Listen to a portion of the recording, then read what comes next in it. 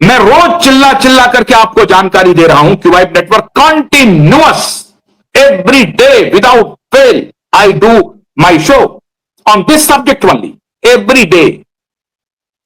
तो अदालत को मालूम नहीं है? सब मालूम है।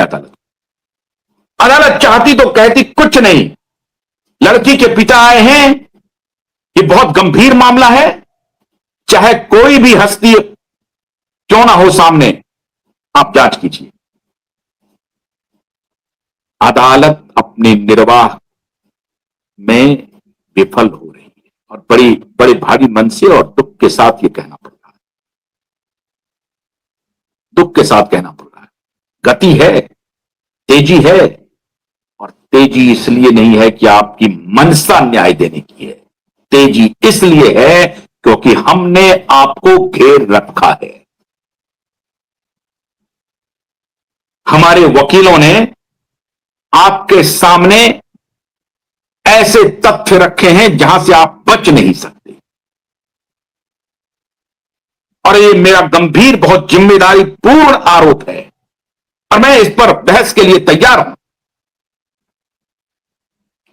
आपकी अदालत में बहस के लिए तैयार। आप अगर चाहते तो पहले ही दिन सतीश साल्यान को रिलीफ देते और कहते कि भाई ये जो घूम रहे हैं, आपको तो स्व मोटो लेना चाहिए।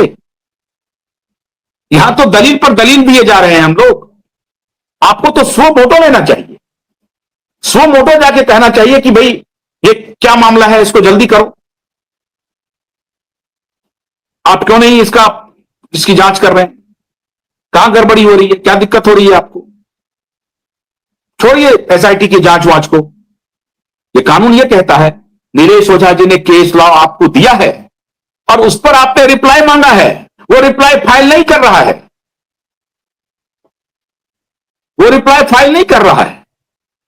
अगर आप ये कह दें कि नहीं एफआईआर दर्ज कीजिए, इनकी इंक्वायरी शुरू कीजिए, तो क्या ये कानून सम्मत नहीं होगा? ये कानून क्या अवहेलना होगी? अगर माननीय जज महोदय ये आदेश दे दें कि नहीं एफआईआर कीजिए और इंक्वायरी कीजिए, लड़की के पिता कंप्लेन लेकर के आए, तो ये कानून की अवहेलना हो जाएगी, ये फेयर ट्रायल नहीं होगा, कुछ भी नहीं होगा फेयर ट्रायल। शक पैदा होता है, शक पैदा हो रहा है, और शक पैदा करने में देवेंद्र फडणवीस के साथ साथ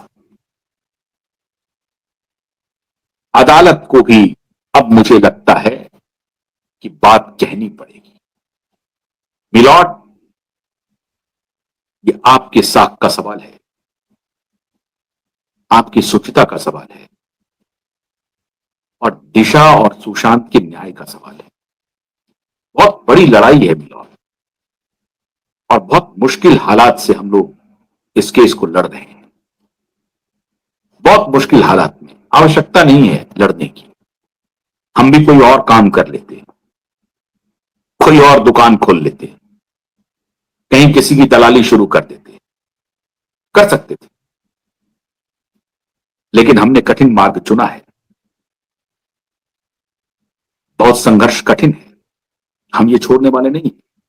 18 अगस्त को कोई बात नहीं है, शाम तक इंतजार किए, फिर 29 अगस्त को भी इंतजार करेंगे। मुझे मालूम है आप तारीख पर तारीख देंगे, हम बॉलीवुड के हैं ना, तारीख पर तारीख चलता रहेगा, देते रहेंगे, हम लड़ते रहेंगे।